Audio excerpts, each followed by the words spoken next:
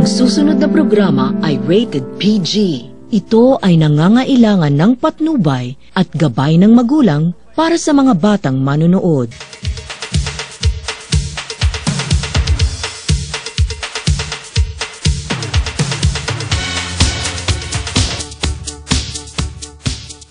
Very special nga po ang programa natin ngayon, ang episode natin sa Damdaming Bayan dahil mismong dito po talaga tayo sa isang evacuation center nagkaroon ng broadcast para makita natin yung kalagayan na nangyayari dito. No? Pagkatapos nga ito ng paghagupit ng bagyong Maring at syempre ng hanging habagat. No? Halos isang linggo na nga ang mga tao dito na nananatili dahil hanggang ngayon dito na makikita natin yan mamaya, no? Yung sinapit nila na ang taas pa rin ang baha na dinanas dito sa Barangay Palingon. Pero even though ganun yung nangyari, nakita talaga natin na very resourceful and very creative and very happy pa din ang ating mga kababayan dito sa Barangay Palingon, Calamba City at gumawa sila ng paraan para maitayo ang kanilang mga evacuation center. Para naman tungkol naman sa bagay na yan, kanina lamang ay kumuha tayo ng ilang mga correspondents natin sa Calamba Bayside National High School, ilang mga mag-aaral 4th year students para magbigay sa atin ng konting patikim kung ano nga ba talaga yung nangyayari na dyan sa ating evacuation center, yung mga pulso at damdamin ng ating mga kababayan. Halika't sabay-sabay nating panoorin ito.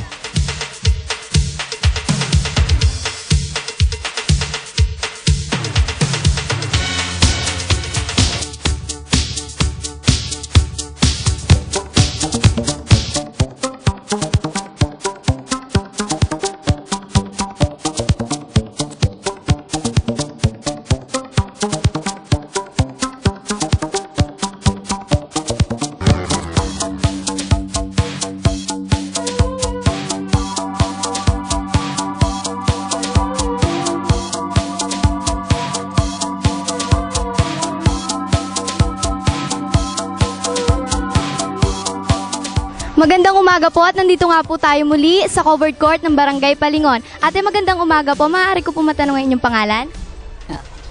Merlina Chavez po. Kamusta naman po ang pamumuhay nyo dito sa covered court? Ito, maayos-ayos naman kahit papano. Ilang araw na po kayo dito? Isang linggo na kami dito. So, nakakatanggap naman po kayo ng sapat na mga pagkain po? Oo. Kompleto naman, binibigay ng mga DSWD tsaka ng mga kung sino-sino nagbibigay. So, may mga kulang pa po ba na mga gamot po?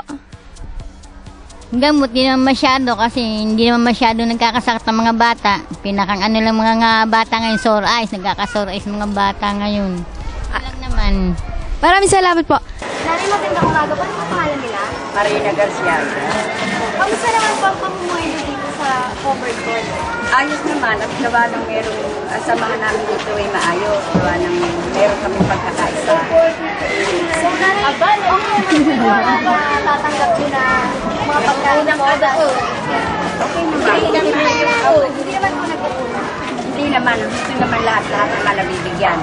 Yun lamang may mga card na binibigyan. Yung wala, nung mga bagong dating hindi pa. So, hindi pa nakakatanggap. Kung ano pong mga gusto nyo pa po iparating sa gobyerno natin na pagkukulang po dito sa natatanggap sa Dito, yung ano nga ng mga bata, yung gamot, yung mga bata, saka yung iba, mga walang kulang po, ang dami na po. Saka yung pansang pagkaligaan. Ikaw na naman mura. Kasalukuyan nga po tayong nasa tirahan ng evacuation center dito po sa covered court ng Palingon. At ano pong pangalan mo? Celi Javier. Sa tingin niyo po, ilang buwan po kayo dito magtatagal? Sa tagal kong bumabakwais na, ang inaano ko lagi ay January na. Makapasko. Ano po naman yung pangangailangan nyo na gusto nyo pong makuha or maparating po sa ating pamahalaan? Isang bumbilya lang naman na ilaw sana dito kasi isa lang na andoon lang ang layo namin. Kung maaari, magkaroon ng isa dito. Sa pagkain po ba, hindi po ba nagkukulang or tama naman po yung mga binibigay po nila? Okay lang. Ang ano sana yung inumin kasi may hirap ang inumin dito sa atin, gawa ng poso. Ganun po ba? Ano naman po yung Ano po yung mga panawagan na gusto niyo pong maparating? Gawa ng mga bata, nilalagnat, yung mga sore eyes, ganon. Ang sana madagdagan pa para marami silang maibigay dito sa mga bata ng mga nagkakasakit. Sa tingin niyo po, ilang buwan po kayong mananatili dito? Siguro matagal na 3 buwan kasi ganun ang tubig dito pagka bumaha. Ano pong gusto niyo panawagan sa ating pamahalaan? O ano po yung mga pangangailangan gusto niyo po? Ano na ang pinaka-problema dito, pagkain. Kasi minsan pagka ganyan malakas ang hangin, walang panguhuli. Hindi makapagtinda ng isda. Kasi yun ang kalimitang hanap buhay ng tao rito, pangingisda. Ano naman po yung mga pangangailangan na hindi po natin minsan nakakamit or yung mga nakukuha po natin o yung mga kulang po na gusto po natin? Yung normal na namin, gusto namin yung hindi na kami lilipat pagkabaha. Ganon. Kaya lang, dito sa dagat kasi ang hanap buhay namin, hindi naman kami pwede doon sa relocation. Kasi wala kami hanap buhay doon. Kasalukuyan nga po tayo nasa covered court ng Barangay Palingon, Calambas City. At sana nga po ay magtulong-tulong tayo na makaahon sa hirap na dinanas ng ating barangay. Ito po si Irish Manila, ang inyong correspondent. At ako naman si Camila Jane Bagos, ang inyong correspondent para sa Damdaming Bayan.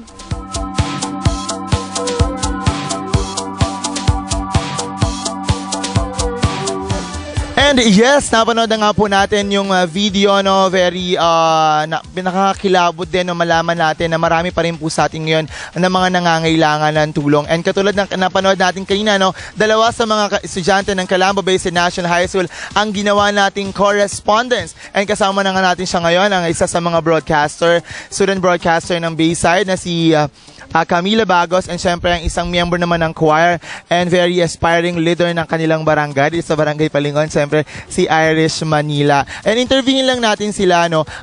Doon sa ginawa nyo kaninang interview, ano yung karanasan na pwede nyong ibahagi sa ating mga tagapanood na gusto nyong sabihin sa kanila? Sige, Camille. Syempre una, kinakabahan. Syempre kasi first time lang namin makikipag-communicate sa tao kasi nga radio broadcaster kasi ako. Hindi pa ako sanay maging yung sa TV makikita. Syempre, yung mga karanasan na ano ko, syempre parang para sa akin, hindi pa naman kasi ako nakakaranas na mag-evacuate sa mga school kasi nga crossing ako nakatira. So, nararamdaman ko na syempre mahirap yon dahil wala ka sa sarili mong bahay, yung mga pagkukulang mo na hindi masyadong natutugunan ng gobyerno. Ikaw naman, Irish, knowing na isa ka sa mga dito mismo nakatira sa Barangay Palingon pero hindi gano'n naapektuhan, ano yung masasabi mong mararamdaman mo nung nakita mo na ganito na pala yung sitwasyon dito sa Barangay Palingon? Yeah, actually, kahit hindi ko naman siya nararamdaman kasi nitong habagat na to, nitong bagyong to, thank God na hindi kami inabot ng tubig. Pero ayon sa mga nakikita ko, nakakaawa. Kasi halos lahat sila hirap, kahit sabihin nilang okay na nakakatanggap sila, hindi natin masasabing push nila yung isang buong araw na kumpleto sila sa pagkain dahil nga sa mga relief lang sila nag-iintay ng mga kakainin nila. Naku, ayan, nakikita natin dito, no, ang dami-daming kabataan na naandito sa ating set, no, kasi siguro medyo affected din sila ng mga nangyayaring katulad nito, no. Ayan, so bilang mga kabataan din, siyempre nakita natin tong ganitong klaseng sitwasyon, no. Kids, tahimik muna po tayo, di ba? Diretso lang tayo. Ayan, anong masasabi nyo hinggil sa mga pangyayaring katulad nito? Bilang kabataan, ano yung gusto nyo sabihin? Ano yung gusto nyo i-suggest, gawin? Siguro, magtulungan na lang po yung mga, halimbawa po dito yung mga barangay officials na magtulungan para matugunan po nga yung mga pangangailangan po nila. Actually, hindi lang naman dapat yung barangay officials yung kumikilos kasi tayo din naman naaapektuhan. So, mas maganda kung magtutulong-tulong tayo kasi iisang barangay lang din naman tayo na naaapektuhan. At kung magtutulong-tulong, maaayos din naman yung barangay natin. Exactly. Naku, marami pa po tayong pag-uusapan dito at mga kapiling pa rin natin si Camila Bagos and ang isa pa nating correspondent na si Irish Manila sa pagbabalik ng ating programang Damdaming Bayan.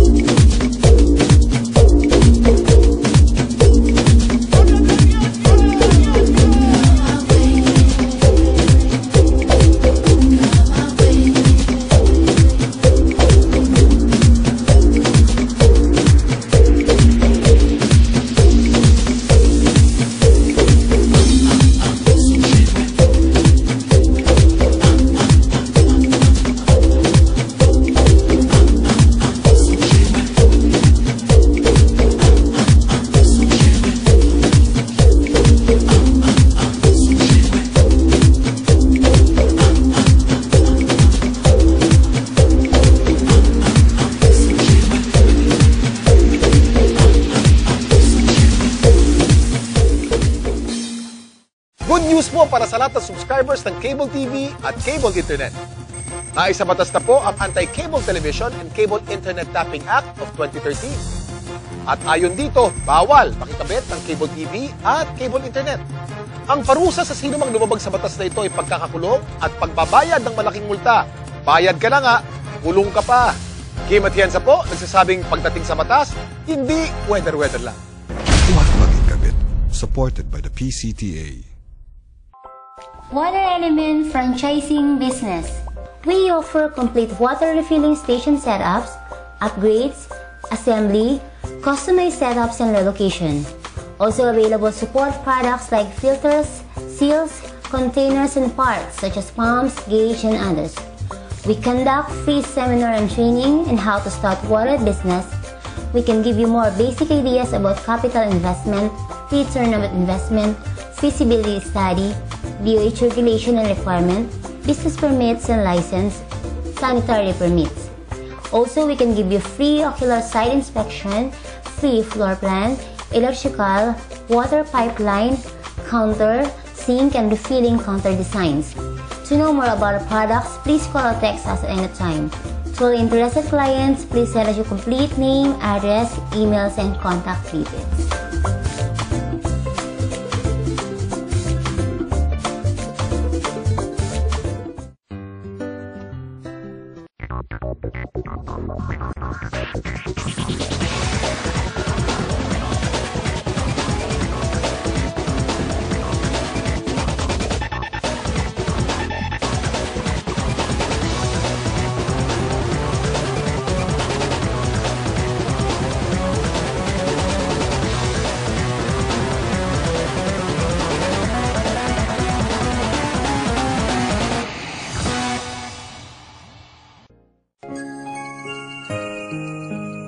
Naghahanap ba kayo ng isang kaaya-ayang lugar para sa taimtim na pananalangin at kumbinyenteng lugar pamamaalam sa inyong lumisang mahal sa buhay? Dalawin po ninyo ang Pasture of Heaven Memorial Park. Matatagpuan sa Barangay Sala, Cabuyao, Laguna. Malapit po ito sa munisipyo ng Cabuyao at kaharap ng Saisat College. Mayroon po itong sariling montuaryo at malawak na paradahan. Tumawag lamang kay Ginoong Tony Rivera.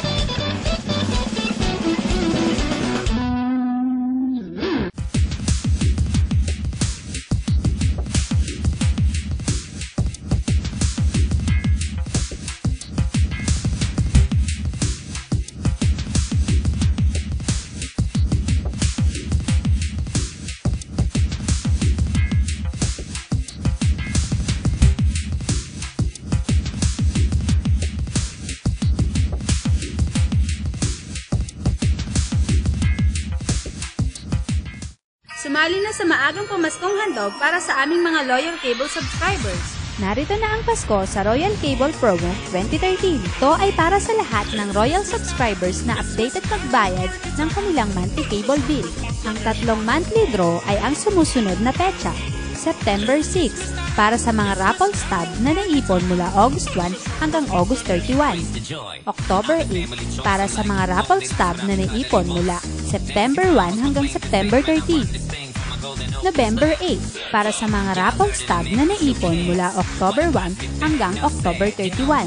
December 13, 2013 para sa grand draw na kung saan po pwedeng manalo ng Galaxy S Duo, water dispenser, tower fan at marami pang iba. Paano makasali? Madali lang! Magbayad lamang sa kahit saang Royal Cable offices, bayad centers, accredited banks at kahit saang mang Royal Cable collectors. Isang raffle ticket ang ibibigay sa bawat subscribers na magbabayad ng updated monthly bill sa Royal Cable payment offices. Ang lahat ng raffle ticket ay iipunin bago matapos ang buwan para sa paghahanda sa monthly draw. Ang lahat ng raffle tickets na naihulog magmula August 1 hanggang November 31, maliban sa mga nanalo ng monthly draw, ay isasama sa grand draw na gaganapin ngayong darating na December 13. Ano pang hinihintay? Magbayad na at manalo ng magagandang papremyo. Per DTI Laguna Permit Number S07139 Series of 2013.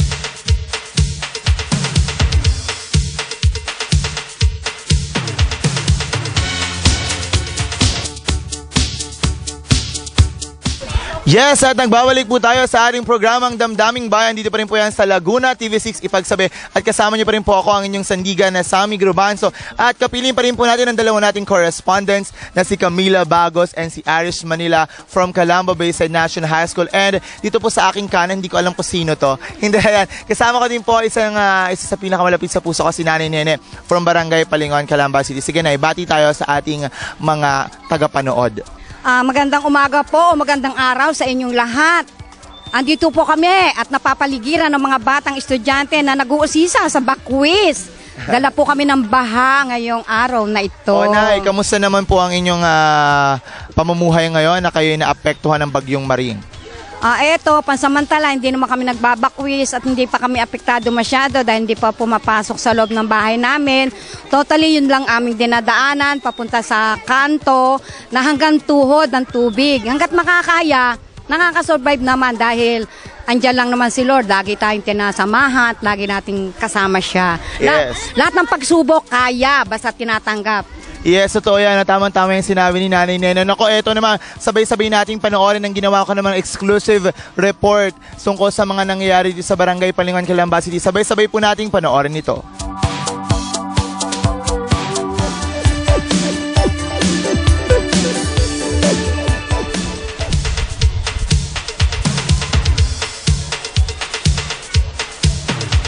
Nandito tayo ngayon sa Barangay Palingon, Calamba City, mismo dito sa covered court ng nasabing barangay na kung saan nagsilbi na siyang evacuation center pagkatapos ng pananalanta ng Bagyong Maring at paghagupit ng hanging habagat. Pero kung sa mapapansin natin, kahit ganito ang sitwasyon na nangyari dito, ay nakita natin ang pagiging masipag, matyaga at yung pagiging resourceful ng mga taga-barangay Palingon, Calamba City. Dahil nakita nyo naman, dito mismo sa evacuation center ay nagtayo sila ng kanilang sariling sari-sari store. Ito nga kakausapin natin mismo yung nagtayo ng sari-sari store mismo dito sa evacuation center.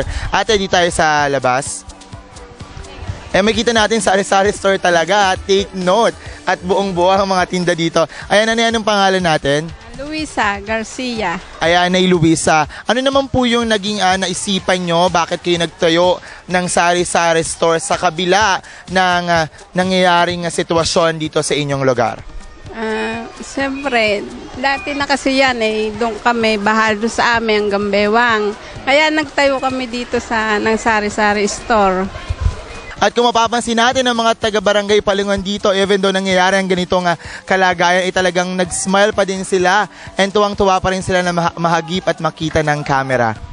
Nandito naman tayo sa SPA Building o sa Special Program in the Arts Building para makita naman yung kabilang dako ng Barangay Palingon, Calamba City dito sa mismong Salagubang. And kung makikita rin natin, ngayon nga lang kanina nakita natin medyo may nagbabangka pa dito. And habang nagsasalita tayo dito na mayroong sumisigaw dito ng konting panawagan hinggil nga sa dinadana sila dito sa Barangay Palingon. Kuya, ano yung sinasabi nyo kanina?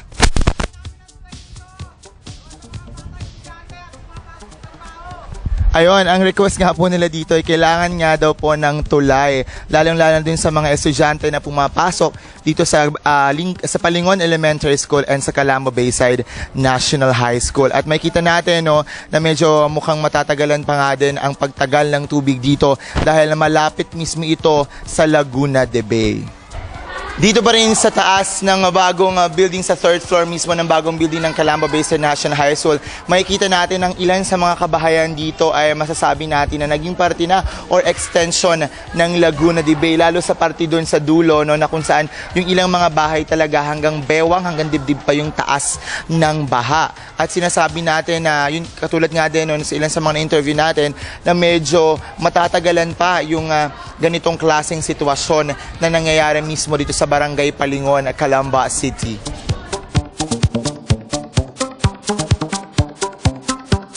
Mula dito sa bagong building ng Calamba Basin National High School, makikita natin, matatanong natin sa mismong likod ng nasabing building na ito na patuloy pa din na nakakaranas ng pagbaha ang ilan sa mga kabahayan dito sa Barangay Palingon, Calamba City. Makikita po natin, no, kung mapapansin din natin dito, no, na hanggang tuhod pa din yung baha dito nga sa likod ng Calamba Basin National High School. At sabi ng mga nakausap natin dito na inaasahan na ilang buwan pa silang makakaranas ng ganitong klaseng pagbaha. Nandito po tayo sa isang eskwelahan ng Palingon Elementary School, mismong dito din po malapit sa evacuation center sa Barangay Palingon, Calamba City. And makakapiling po natin ngayon ang isa sa mga guro mismo dito sa Palingon Elementary School na si Ma'am Grace. Ayan, Ma'am Grace, tanong lang po natin, no, naapektuhan ba o nakakaapekto ba yung sa pagtuturo nyo yung mismong dito po sa Palingon Elementary School ay merong evacuation center? Oo naman, kasi yung mga bata madalas nakatingin sa labas. Tapos mayroong mga anak silang pagala-gala dito sa labas na which is minsan pinupuntahan yung kanilang mga kapatid, ate, kuya, ganyan-ganyan. Yun, kaya talagang malaki ang epekto ng maraming tao dito sa loob kaysa sa walang evacuees. Eh ma'am, kamusta naman po yung health ng ating mga estudyante? Lalo na nga po, ito halo-halo na nga din po tayo dito sa inyong eskwelahan. Nandun yun siguro nagkakahawaan ng sakit. Kasi sa dami nila dyan sa loob, iinit, uulan, so nandun yung nilalagnat, tapos pupunta yung iba, yung eskwela namin doon, sa part na yon. So, minsan nakukuha nila yung sakit, talagang lalo pag nakakahawa. Maraming salamat po, ma'am. Ayan, Nay, kamusta naman po ang kalagayan nyo dito ngayon at nakatira kayo sa Palingon Elementary School? Kasi maayos naman, kaya lang kami nandito ngayon kasi nagkaroon ng tubig ang aming karagatan. Ay, gaano po ba kalalim ang baha sa inyo ngayon? Mga lampas baywang sa duluhan. Dito naman, hanggang tuhod. Opo. Na ilang araw na po ba kayo dito sa evacuation center natin? Nagkita sa 2 linggo na. Mga 1 to 2 linggo na po kayo dito. So, ilang linggo pa ba o ilang araw pa bang ina-expect natin na paninirahan natin dito sa evacuation? Hindi namin masabi kasi palaki pa tubig Ano naman po yung mga pangangailangan pa po na sa tingin nyo kailangan nyo ngayon dito, lalo na kung kayo mananatili pa dito ng ilang pang mga araw? Marami. Tulad ng mga pansarilingan, mga banig, kumot, mga kulamboy, yung ganyan kasi napakaraming lamok dito. Ayan na tingnan natin dito, nakita natin dito na meron ditong parang mga CR, yung mga inilagay dyan na mga CR. Pakita natin dun sa video natin. Yung mga kulay green na part, mga CR daw yan. Ilang araw, matagal na po ba yan dito or kadadala lang po siya? Kahapon lang. Kahapon, nagagamit naman po natin ng maayos. Maayos. Nilinis na nila yan kanina. Nabuti naman, ilan talaga natutugunan natin dito yung mga pangailangan. Sana ay patuloy pa rin ang pagbibigay ng tulong dito sa Barangay Palingon, Calamba City. Maraming salamat. Pagkatapos ng pananalanta ng Bagyong Maring at paghagupit ng hanging habagat, ganito na nga ang dinadanas dito sa Barangay Palingon, Calamba City na kung saan ang mismong covered court na nasabing barangay ay naging evacuation center. Ngunit sa kabila nito, sa pakikipagtulungan ng barangay Sangguniang Barangay ng Sangguniang Kabataan at ng pamahalaan lokal ng Calamba, nagawa ng paraan sa pamamagitan ng pagtagpi-tagpi ng mga tela, ng mga sako at ng mga kortina para magsilbing kabahayan dito mismo sa covered court ng Barangay Palingon. Ngunit sa mga pangyayaring ito ay patuloy pa rin ang paghihingi ng tulong ng mga mamamayan ng Barangay Palingon. Almost 140 families ang naninirahan sa nasabing covered court. Sa ngayon po ay wala pa rin pong mga ilaw. Yun po isa sa mga problema nila dito. And syempre ang gamot, ang malinis na tubig at ilan pa pong mga kagamitan at napangangailangan po nila dito. Sa punto pong ito, sana matugunan ng lokal ng pamahalaan ng ilan pa pong mga NGOs natin na patuloy na tumutulong para magbigay ng mga relief operations at sana mapasama ang Barangay Palingon sa mga kadanas at mabibigyan ng tulong mula sa iba't ibang organisasyon dito sa bansang Pilipinas.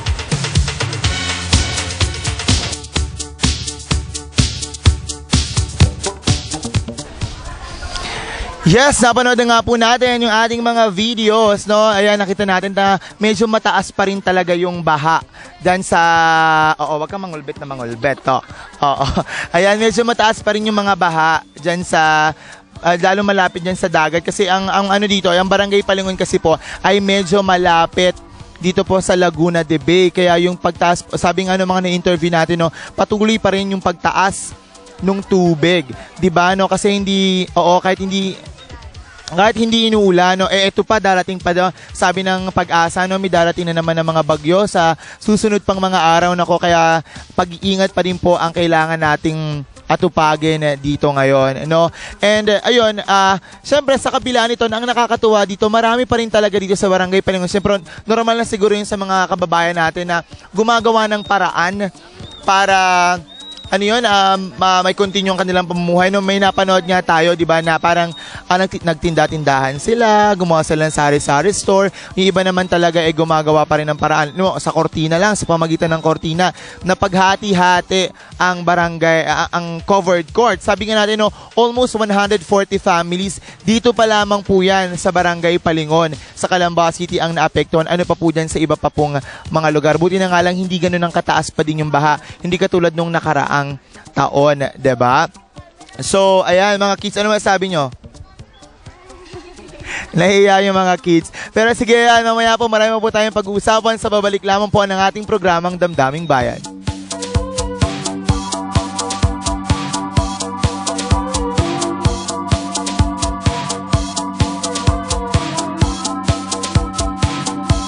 Good news po para sa lahat ng subscribers ng Cable TV at Cable Internet. Naisa batas na po ang Anti-Cable Television and Cable Internet Tapping Act of 2013. At ayon dito, bawal makikabit ng Cable TV at Cable Internet. Ang parusa sa sino mang lumabag sa batas na ito ay pagkakakulong at pagbabayad ng malaking multa. Bayad ka na nga, kulong ka pa. Kim Atienza po, nagsasabing pagdating sa batas, hindi weather-weather lang. Huwag maging kabit. Supported by the PCTA. Water Element Franchising Business. We offer complete water refilling station setups, upgrades, assembly, customized setups, and relocation. Also available support products like filters, seals, containers, and parts such as pumps, gauge, and others. We conduct free seminar and training in how to start water business. We can give you more basic ideas about capital investment, return on investment, feasibility study, DOH regulation and requirement, business permits and license, sanitary permits. Also, we can give you free ocular site inspection, free floor plan, electrical, water pipeline, counter, sink, and refilling counter designs. To know more about our products, please call or text us at any time. To all interested clients, please send us your complete name, address, emails, and contact details.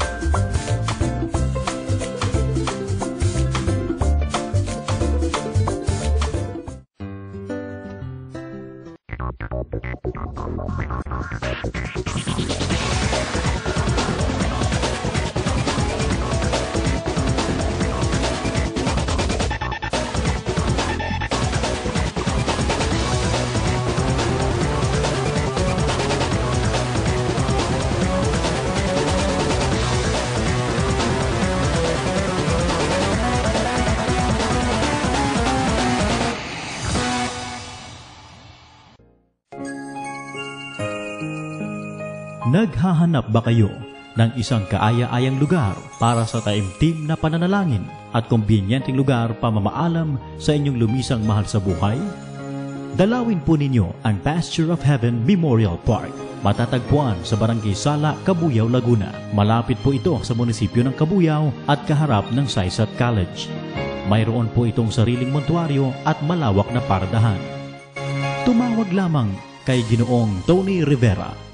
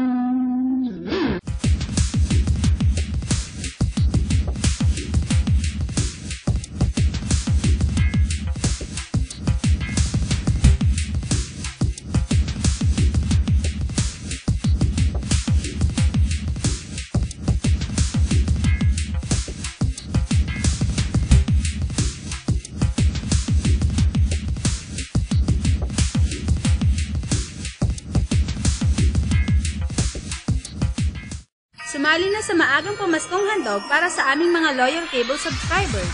Narito na ang Pasko sa Royal Cable Program 2013. Ito ay para sa lahat ng Royal subscribers na updated pagbayad ng kanilang monthly cable bill. Ang tatlong monthly draw ay ang sumusunod na petsa. September 6, para sa mga raffle stub na naipon mula August 1 hanggang August 31. October 8, para sa mga raffle stub na naipon mula September 1 hanggang September 30. November 8, para sa mga raffle stub na naipon mula October 1 hanggang October 31. December 13, 2013, para sa grand draw na kung saan po pwedeng manalo ng Galaxy S Duo, water dispenser, tower fan, at marami pang iba. Paano makasali? Madali lang! Magbayad lamang sa kahit saang Royal Cable offices, bayad centers, accredited banks, at kahit saang mang Royal Cable collectors. Isang raffle ticket ang ibibigay sa bawat subscribers na magbabayad ng updated monthly bill sa Royal Cable payment offices. Ang lahat ng raffle ticket ay iipunin bago matapos ang buwan para sa paghahanda sa monthly draw. Ang lahat ng raffle tickets na naihulog magmula August 1 hanggang November 31 maliban sa mga nanalo ng monthly draw ay isasama sa grand draw na gaganapin ngayong darating na December 13. Ano pang hinihintay? Magbayad na at manalo ng magagandang papremyo. Per DTI Laguna Permit Number S07139 Series of 2013.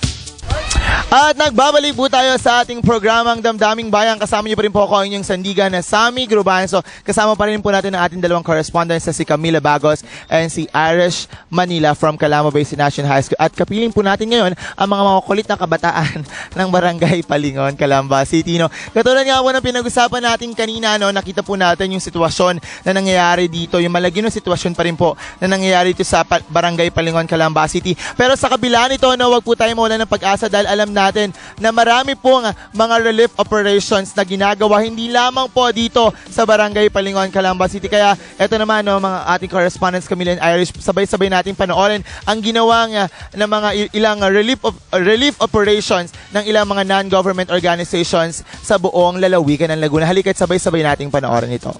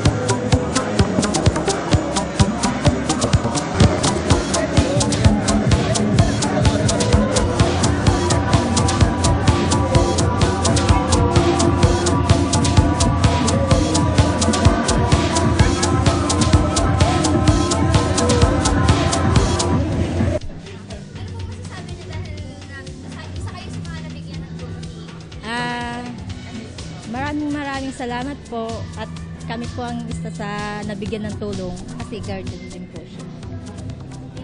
Maraming salamat po kay Arlene. Ito po ba yung kauna-unahang relief operation na ginawa ng NGC? Actually, for this incident, yung Typhoon Baling and Labagan, ito yung kauna-unahang relief operation na ginawa ng NGCP dito sa Binyan. Na kung saan kino-cover yung 10 barangay ng Binyan City. At ganoon din, kasama dito yung pagbigay ng mga relief goods natin.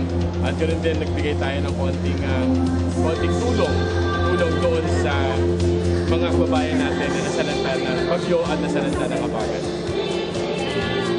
Sino po yung katuwag na sa paggawa nitong relief? Actually, ito ay funded lang ng NGCP. Ang National Grid Corporation of the Philippines ang siyang nagpondo para sa ganun makagawa tayo ng ganitong adikain. Pinumbida lang natin to pay respect with Governor ER, saka Mayor Alonte and Mayor Maita. Pinumbida lang natin sila to witness occasion. At the same time, makatulong lang natin sa pag-distribute ng ating mga goods. Kami sa lahat ng mga local media na pumunta dito para i-cover yung ito event.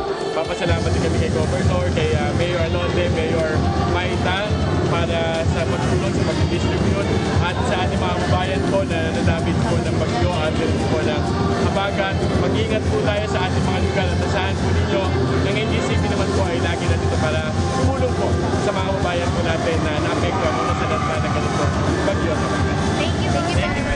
Yes! Napanood na nga po natin yung ilang mga relief operations na ginagawa sa buong lalawigan ng Laguna. Ano masasabi nito? Di ba very ang saya-saya? Di ba? Oo, masaya. Kasi nakakatulong kahit paano, kahit hindi naman tayo ganun kayaman, nakakapagbigay tayo ng... Siyempre parang tayo yung tulay para malaman po ng ating gobyerno or ating pamahalaan kung ano pong sitwasyon ng mga evacuees na nandito po sa Barangay Palingon. Medyo maingi talaga yung mga kabataan dito, hindi na mapigilan. Anyway, totoo yun, no? Kasi yung mga relief operations, sabi nga natin, it is better to give than to receive. Kung meron naman tayong mga kakayahan para magbigay ng kaunting tulong, why not? Ibigay natin, no? Yung mga simpleng mga lumang damit, yung mga noodles na yan, no? Makakatulong na yan. No? Sabi ng iba, tuyo na naman, noodles na naman. Pero in some way, kasi kahit papaano, basta makatulong sa mga nangangailangan, mga banig, mga gamot nga, no? Oo, yan, mga malinis na tubig, syempre isa yun sa mga pangangailangan natin. Ayan, ako, napakasaya ng ano natin ngayon na even though ganito yung mga dinadanas sa Barangay Palingon, nakita talaga natin, no, na may hope pa din, no, kasi basta mga Pilipino yung tinatawag natin na bayanihan spirit, no, sa kabila ng mga unos, sigalot at mga problema na ating dinadanas, patuloy pa rin tayo nabubuhay. Dahil tayo, kumbaga sabi nga, Gilas Pilipinas puso. Diba? Ayan, sige, last natin bago tayo matapos, mga gusto nyong batiin, sige. Siyempre, binabati ko yung nanay ko, yung mami ko, si papa, tsaka sila ate. Hello kay mami, kay daddy, tsaka Manila family, hello. Ayan, syempre ako binabati ko, syempre yung Calamo Basin National High School Special Program for the Arts. Maraming salamat, no? And syempre sa ating dalawang correspondents. And sa lahat ng mga taga-Barangay Palingon, sige nga, parinig nga. Yes, ayan, very active pa rin, no? Sa kabila ng mga pangyayari dito sa Barangay Palingon, patuloy pa din ang pagiging masayahin ng mga tao dito. Muli po, isang oras na naman po ang ating pinagsamahan para sa ating programa para malaman po natin ang puso, damdamin, emosyon ng ating mga kababayan dito po sa lalawigan ng Laguna. Ako po si Sammy Grubanzo, ang inyong kasandigan para sa ating programang Damdaming Bayan.